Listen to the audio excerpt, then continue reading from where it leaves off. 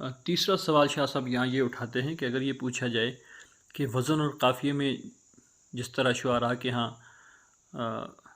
اس کا خیال رکھا جاتا ہے کہ شعر کا وزن اور قافیہ آپس میں ملتے جلتے ہوں، اس سے کلام زیادہ پر لطف ہو جاتا ہے، انسان اس سے زیادہ لطف اندوز ہوتا ہے، جیسے عام طور پہ نثر سے اتنا زیادہ لطف حاصل نہیں ہوتا ہے کلام میں، جیسے نظم سے حاصل ہوتا ہے، غزل، اشعار اور ترانے، یعنی ترنم والا جو بھی کلام ہو جس میں شاعری ہو، الفاظ ہم قافیہ اور ہم وزن ہو تو وہ زیادہ لطف دیتے ہیں۔ تو شاہ صاحب کہتے ہیں قرآن کریم کو ایسے کیوں نہیں بنا دیا گیا کہ وہ شاعری کے انداز میں، قصائد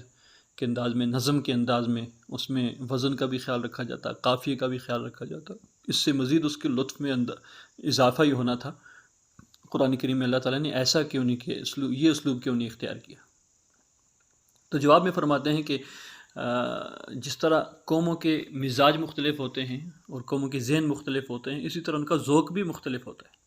اگر ہم یہ تسلیم کر لیں کہ شعراء کے وزن اور قافیے کا طریقہ زیادہ پرلطف ہے، تو ہمارے نبی پاک صلی اللہ علیہ وسلم کی زبان مبارک سے امی ہونے کے باوجود، یعنی بظاہر پڑھے لکھے نہیں تھے حضور، امی اسے کہتے ہیں جو دنیا میں کسی سے پڑھا لکھا نہ ہو، کسی سے اس نے سیکھا یا پڑھا نہ ہو، تو امی ہونے کے باوجود وزن اور قافیے کا نیا انداز ایجاد کرنا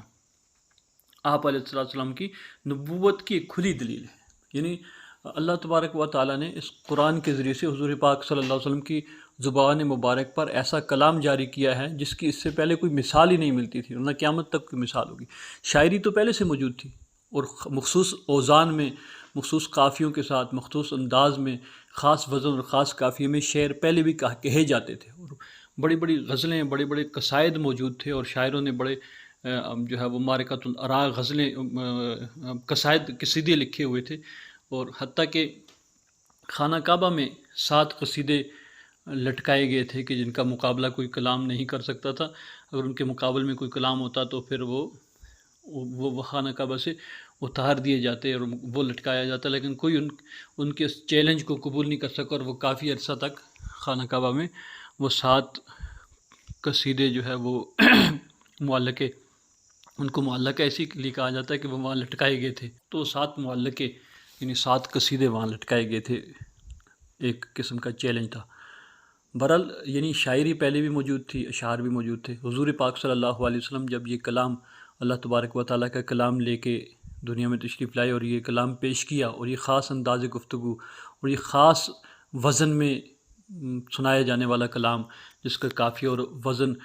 کی پہلے کوئی مثال نہیں ملتی تھی سابقہ شاعری میں، یہ حضور پاک صلی اللہ علیہ وسلم کا معجزہ بھی اور آپ علیہ السلام کی حقانیت کی دلیل بھی تھی کہ حضور پاک صلی اللہ علیہ وسلم برحق اور سچے نبی ہیں، چونکہ دنیا میں کسی سے پڑھے نہیں ہیں اور ایسا کلام لائے ہیں کہ جس کا کوئی مقابلہ نہیں کر سکتا۔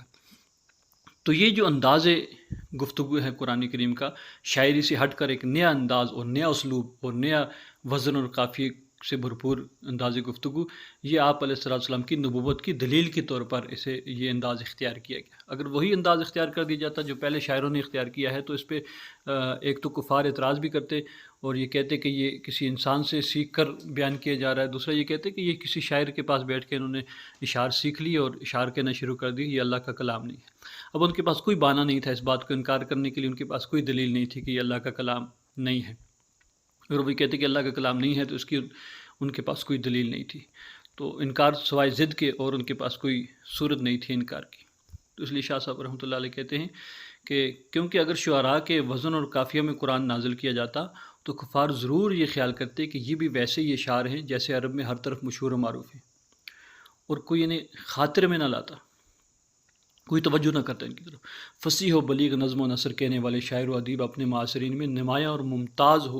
ہونا چاہتے ہیں، تو کوئی جدید انداز بیان یا نیا اسلوب اختراع کرتے ہیں اور اعلان کرتے ہیں کہ کوئی ہے جو اس انداز کی غزل کہہ سکے یا اس طرح کا مضمون لکھ سکے۔ اگر ان کا انداز بیان قدیم طرز کا ہو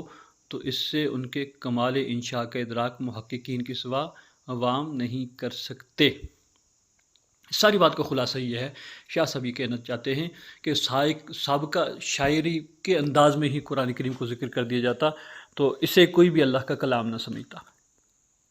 یہ جو ایک نیا انداز ہے یہ حضور پاک صلی اللہ علیہ وسلم کی حقانیت کی دلیل بھی اور قرآن کریم کے کلام اللہ ہونے کی دلیل بھی ہے۔